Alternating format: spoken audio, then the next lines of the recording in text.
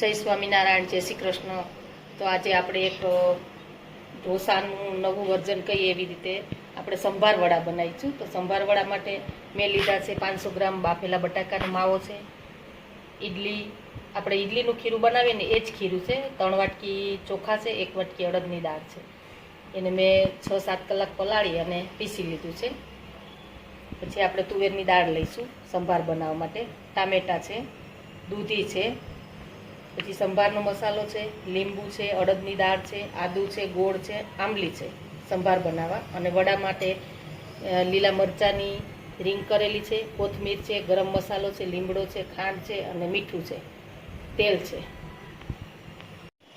Routing મસાલા છે। આપણે આ સંભાર માટેનું પાણી કુકરમાં ગરમ થઈ ગયું છે, હવે આપણે એમાં દાળ ઓળીશું।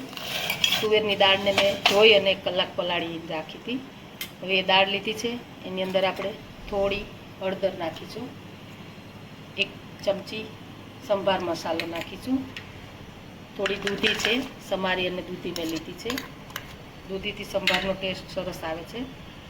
પછી અડધું ટામેટું નાખીશું આપણે અને સ્વાદ અનુસાર મીઠું નાખીશું।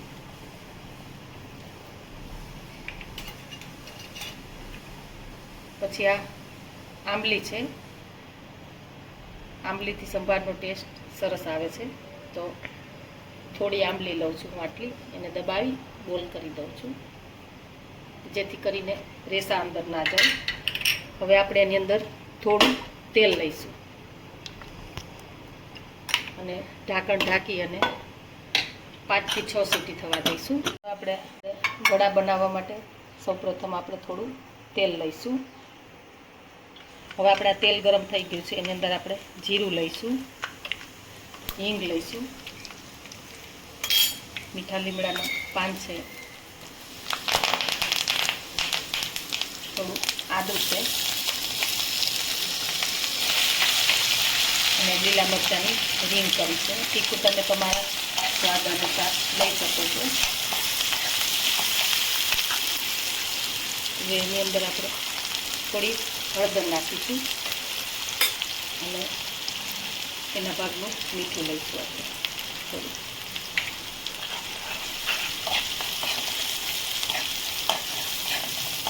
થોડું, સંતળાવા દઈશું।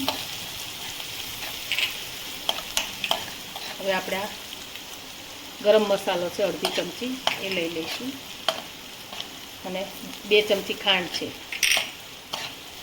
1 થી 1.5 લીંબુનો રસ લઈશું।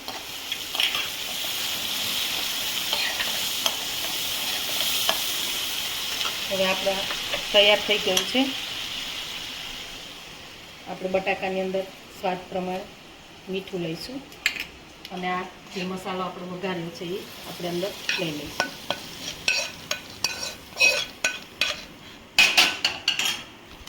મિક્સ કરી લઈશું, આપણે કોથમીર લઈશું, 1 ચમચી ધાણા જીરું પાવડર છે।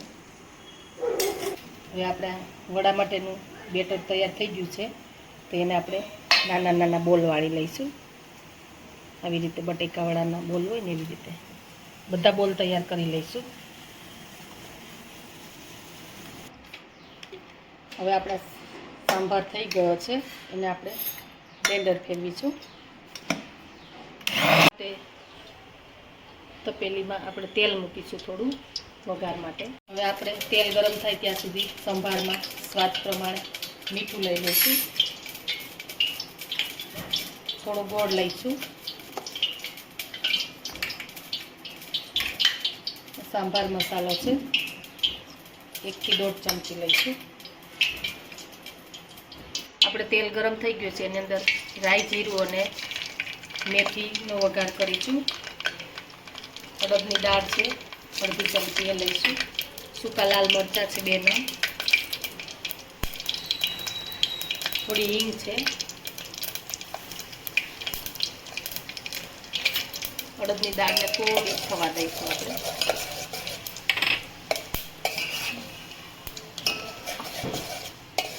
અડદની દાળથી ફ્લેવર સરસ આવે છે સંભારમાં।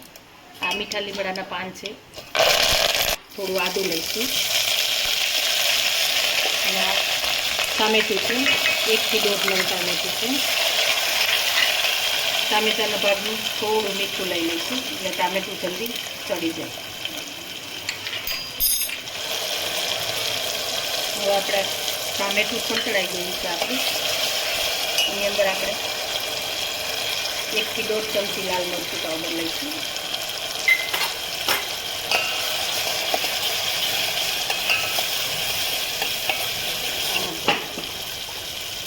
હવે આપણે એમાં આપણી દાળ થઈ ગઈ હતી એ દાળ નાખીશું. આપણે આ સંભાર હવે આપણે એને અડધો પોણો કલાક ઉકળવા દઈશું. તૈયાર થઈ ગયો છે ઉકળીને. ફરી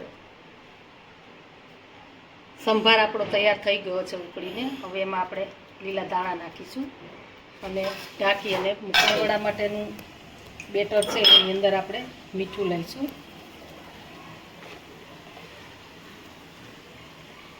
સ્વાદ પ્રમાણે મીઠું છે.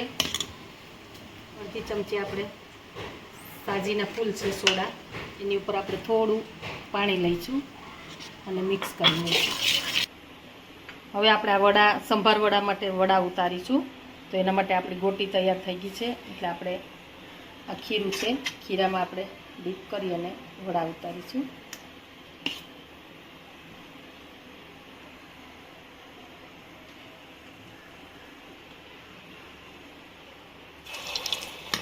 આવી રીતે આપણે બધા વડા ઉતારી. સંભાર વડા આપણા તળાઈને તૈયાર થઈ ગયા છે અને આપણે પ્લેટમાં લઈ તૈયાર છે આપણો. હવે આ સંભાર તૈયાર થઈ ગયો છે. એને આપણે ધાણાથી ગાર્નિશ કરીશું અને આપણા વડા પણ છે. સંભાર વડા ખૂબ સરસ લાગે છે. અને તમે ચટણી લો, દહીં લો તો પણ ચાલે અને ચટણી સાથે પણ ચાલે. તો તૈયાર છે આપણા સંભાર વડા. તમને અમારો વિડીયો ગમે તો લાઈક, શેર અને સબસ્ક્રાઈબ કરવાનું ભૂલતા